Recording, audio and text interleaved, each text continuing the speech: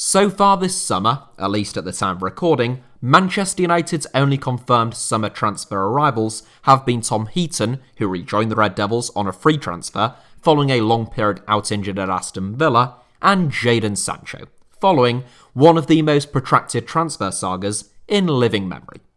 It seems unlikely that the club are done there though, with a deal for Raphael Varane seemingly in the offing and talk of a centre forward to add to that collection still ongoing. In today's video, I wanted to take a look at some of the signings that never went through at Manchester United, though not for the want of trying. As one of the biggest, best supported and most successful clubs in world football, Manchester United tend not to have too hard of a time attracting players to Old Trafford. But that doesn't mean that there haven't been some exceptions. So today, we're going to hone in on 7 players who turned down the chance to join the team who have won more top-flight league titles within English football than anyone else. Why they did so, who Manchester United signed instead, and what happened next for the player who turned the club down. Without further ado then, here are 7 players who turned down Manchester United and what happened next. Michael Essien. An unforgettable footballer who was seriously exciting to watch before injuries took their unfortunate toll, there was very little that Michael Essien couldn't do on a football pitch. A powerful yet gifted midfield engine, Essien was aggressive, he could win the ball, pick passes, and thunder in the occasional wonder goal. At one point, Essien not only accepted a contract at Manchester United, but played for the club in an under-17s game. His appearance against Derby County came whilst the Ghanaian was a 17-year-old trialist in the Manchester United youth ranks, but despite being offered a contract, he was unable to secure a work permit. Fast forward 5 years, and Essien had realised all of the potential Manchester United had seen in him as a teenager in France with Lyon. Following some explosive performances in the Champions League, Essien won not only the League and Player of the Year award, aged only 22, but was also nominated for the 2005 FIFA World Player of the Year award. Unsurprisingly, there was no lack of clubs queuing up to sign him, one of whom was Manchester United. Essien said his initial preference was to sign for the Red Devils, who he supported as a child, but that Jose Mourinho and Didier Drogba convinced him to sign for Chelsea instead, at a time when Roman Abramovich was driving a metaphorical tank around European football and firing £50 notes out of the turret at anyone who wanted them. Essien enjoyed 3 fantastic seasons at Stamford Bridge, even winning the club's Player of the Year award, before becoming increasingly injury-prone. He only retired last year following a couple of seasons spent playing in Azerbaijan, and after missing out on Essien, Alex Ferguson decided to go out and sign 2002 World Cup star Park Ji-sung to play in that holding role. And it would be fair to say the move worked out pretty well for both parties. Wesley Schneider. Before Jadon Sancho, there was Wesley Schneider.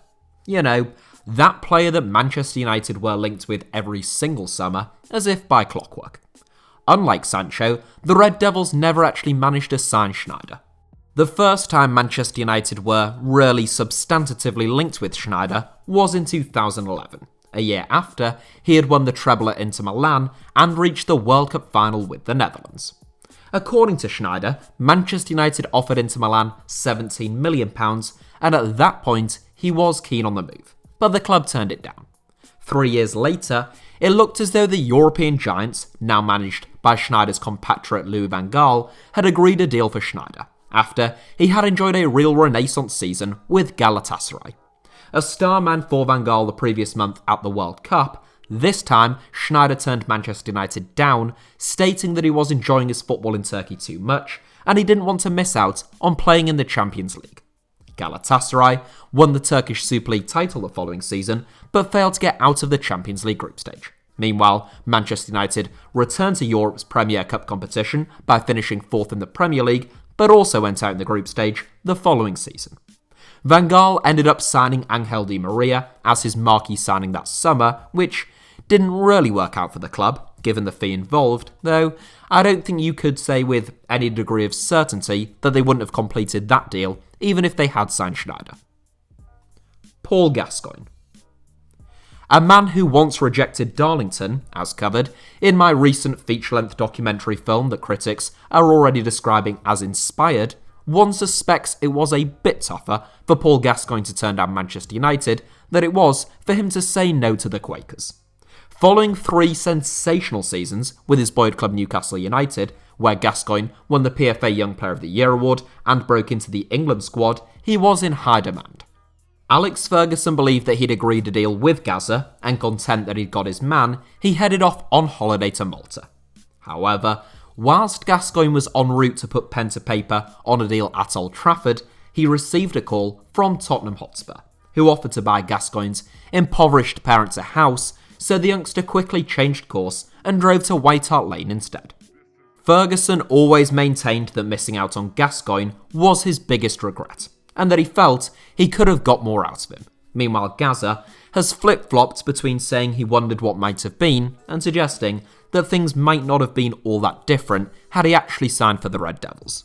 Manchester United, at that time, in 1988, were not the Manchester United that they were 10 or 20 years later, when they were winning trophies left, right and centre. Gascoigne played some fabulous football at Tottenham, but he only won 1 FA Cup, and he never won a Premier League title. Manchester United didn't sign a like-for-like replacement after missing out on Gazza, not that such a thing truly exists. Gareth Bale. A little bit like Wesley Schneider and Michael Essien, Manchester United tried and failed to sign Gareth Bale not once, but twice. The first time, and the only occasion in which the transfer got as far as Bale actually rejecting the club, was in 2007, following his impressive breakout campaign with Southampton in the Championship. Ferguson obviously wasn't the only man in for Bale at that time, and Tottenham had also registered a firm interest. There are conflicting reports about whether Manchester United were ever actually willing to cough up the necessary cash to sign Bale from Southampton, but the player himself says that he turned down the club because he was assured of first-team football at Tottenham, which he hadn't been at Old Trafford. In his first 2 to 3 years, Bale didn't actually get regular first-team football at Spurs, but then he moved from left-back to the left flank, he made Maicon look like he was running through cement, and he established himself as one of the best wide players in the world. After he had done so, in 2013, Bale was once again high in demand, with both Manchester United and Real Madrid desperate to secure his signature. The Red Devils reportedly offered him more money than Madrid and a helicopter, but with Fergie gone, the bright lights of the Bernabeu were impossible to turn down. Bale has gone on to have a mixed legacy with Los Blancos, though no one can argue with his big performances that he has produced at key moments, nor the number of trophies he has won.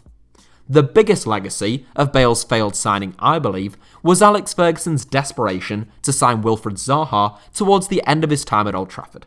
Having missed out on the likes of Walcott, Wilshere and Bale, Fergie didn't want to be caught napping again.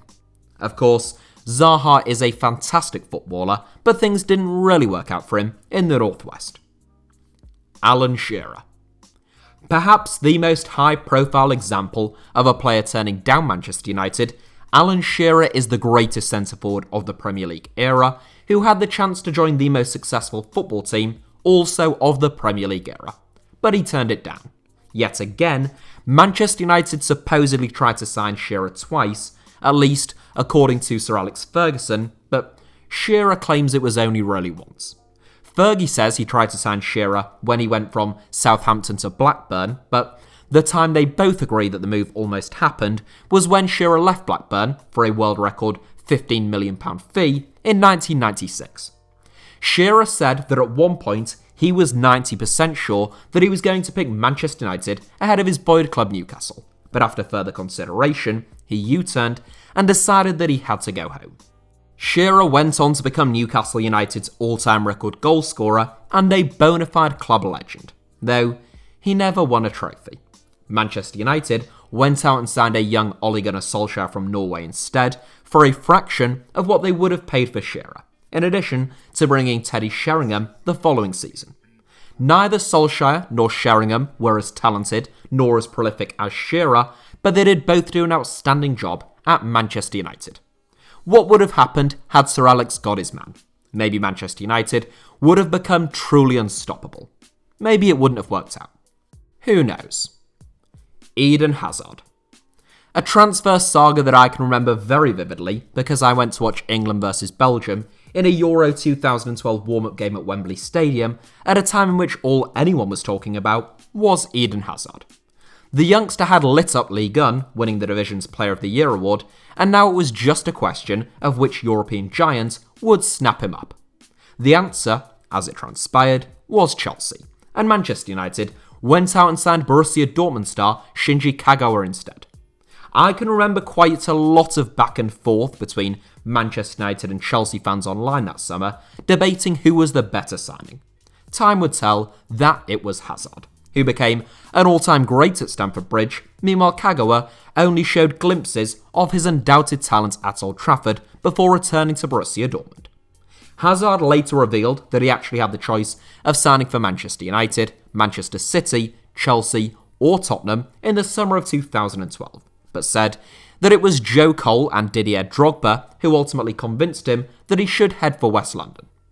Hazard maintains that he made the right decision, and, struggling now with injury problems at Real Madrid, he may wonder whether he ought to have stayed at the Bridge beyond 2019 as well. Ronaldinho. One of the most significant transfer domino effects of all time, Manchester United's interest in Ronaldinho came after it looked like the club was about to lose David Beckham to Barcelona. With that deal all but confirmed, Alex Ferguson identified 23-year-old Brazilian Ronaldinho, of PSG at that time, as his replacement.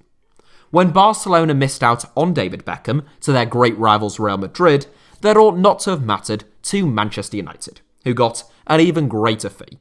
Except for the fact the new Barcelona president, Joan Laporta, now needed another signing to wow the Barcelona fans. He turned his attention to Ronaldinho and to Thierry Henry, and unable to agree a fee for Henry with Arsenal, he went all out for Ronaldinho. Laporta got his man, as Ronaldinho joined a club with a rich history of Brazilian talent, whether that be Romario, Ronaldo, or Rivaldo. Having lost Beckham and missed out on Ronaldinho, it was back to the drawing board for Manchester United and for Sir Alex. Until the club played a pre-season friendly that summer against Sporting Club de Portugal, and a skinny 18-year-old with a poor complexion left a lasting impression upon everyone in the Manchester United camp. His name was Cristiano Ronaldo, and within weeks, he was a Manchester United player. Beckham went on to solidify his brand in Madrid, putting in some excellent performances alongside the Galacticos, and winning one La Liga title. Ronaldinho hit his peak in Catalonia, and one of the greatest peaks in the history of the sport it was, winning the Ballon d'Or. Cristiano Ronaldo won the Ballon d'Or at Manchester United as well, becoming a club legend, before departing, like Beckham, for Real Madrid in a deal worth £80 million sterling. It was a hectic window, but in some regards, everyone ended up a winner. Well, except for PSG and Sporting, I suppose. That is it for today's video, but thank you all very much as ever for watching. It is truly appreciated. Hit the like button if you enjoyed today's video, let me know your thoughts down below in the comments section, and make sure that you're subscribed and have notifications turned on by just hitting the little notifications bell for HITC Sevens. You can also find me on Twitter and on Instagram by the username at HITC Sevens on both, should you wish to do so.